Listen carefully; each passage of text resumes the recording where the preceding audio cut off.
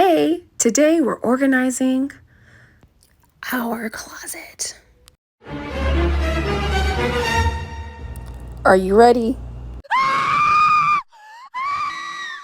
Lord, please help me. Then one day I saw these two on Netflix and thought, okay, I hear you. Here's the answer. So I purchased their book ASAP, and then now I'm a believer. I can do this. These are the items that I got from Amazon and the Container Store to help me with this project. And then about 8 hours later of editing everything, and then to categorizing the things I'm keeping,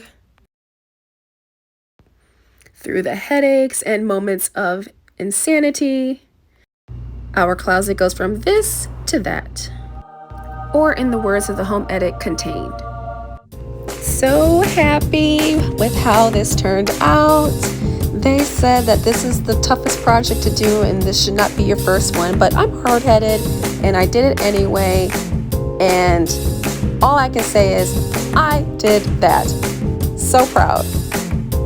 So if this hoarder can do it, you can do it too.